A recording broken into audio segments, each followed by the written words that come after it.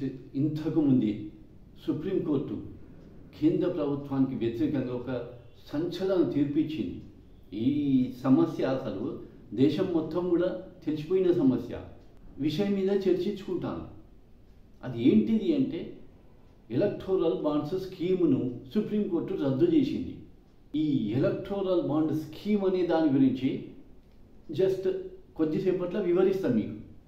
అయితే ఈ electoral bond scheme అనేది ప్రజల ప్రాథమిక హక్కులను భంగం కలిగిస్తుంది అని చెప్పి 5 సభ్యుల ధర్మాసనము ఏకగ్రీవంగా యునానిమస్గా తీర్పిచ్చింది. అయితే సుప్రీంకోర్టులో సెంట్రల్ గవర్నమెంట్ ఏం చెప్పింది? బ్లాక్ మనీని నిర్మూలించడానికి ఈ ఎలక్టోరల్ బాండ్స్ స్కీము పనిచేస్తుంది, ఉపయోగపడుతుంది అని సుప్రీంకోర్టుకు కేంద్ర ప్రభుత్వం వివరణ ఇచ్చింది.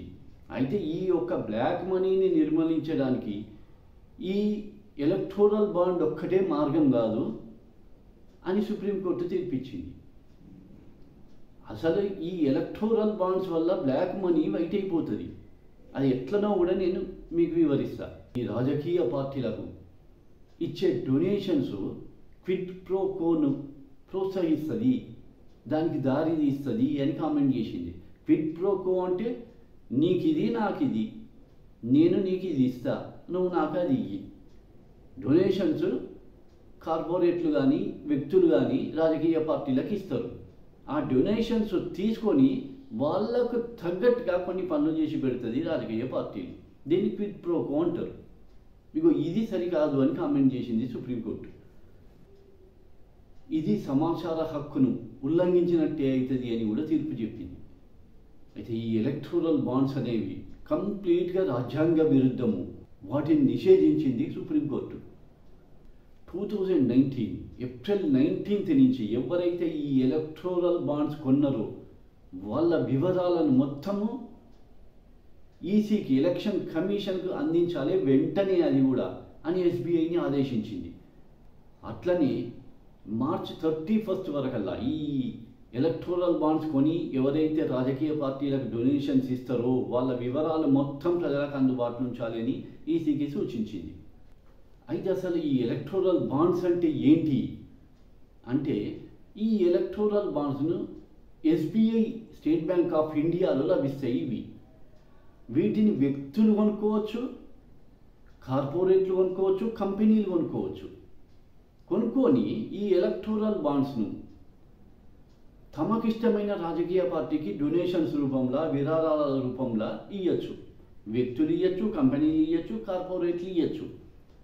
అయితే ఇక్కడ ఒక చట్టంలో ఒకటి లొసుగు ఏం పెట్టిండ్రు అంటే, రాజకీయ పార్టీలు తమకు ఎవరైతే ఈ ఎలక్టోరల్ బాండ్ రూపంలో డొనేషన్స్ ఇచ్చిందో వాళ్ళ పేర్లను బయట పెట్టే అవసరం లేదు, పెట్టానన్న రూలు లేదు. వాళ్ళ పేర్లను అట్లనే దాచిపెడుతుంది. ఇక్కడ వచ్చింది ఇది మెయిన్ పెద్ద సమస్య ఏంటి అంటే ఇది. అయితే ఈ ఎలక్టోరల్ బాండ్స్ను రాజకీయ పార్టీలు క్యాష్గా మార్చుకుంటాయి, నగదు రూపంలో మార్చుకొని వాటి కార్యకలాపాల కోసము ఎలక్షన్లల్లో ఖర్చు పెట్టుకోవచ్చు. కాకపోతే ఏంటంటే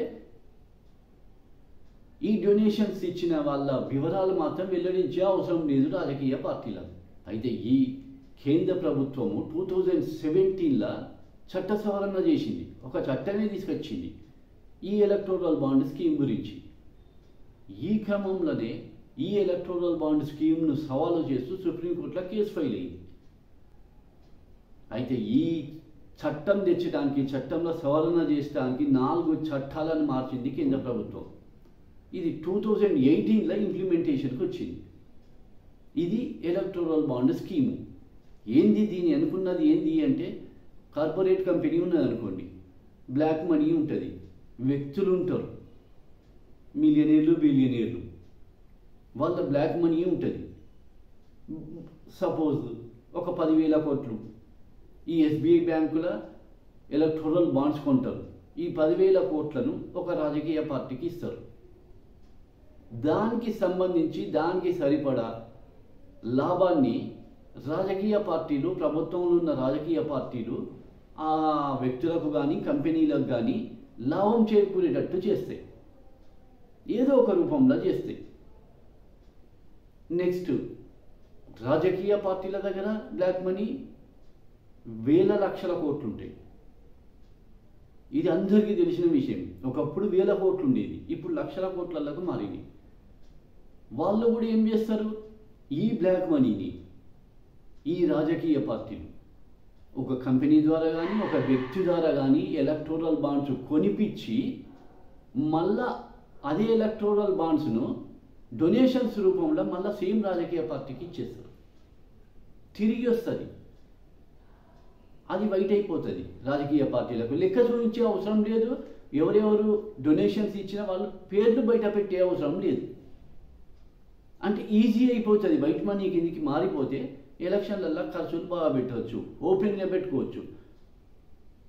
ఏంది అంటే మాకు ప్రజల నుంచి కానీ వ్యక్తుల నుంచి కానీ కంపెనీల నుంచి కానీ డొనేషన్స్ వచ్చినాయి, వాటిని మేము ఎలక్షన్లలో ఖర్చు పెడతాము.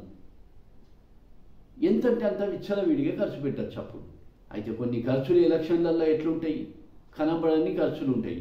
దానికి ఏ పైసలైనా ఇవ్వచ్చు, బ్లాక్ మనీనే ఇస్తారు.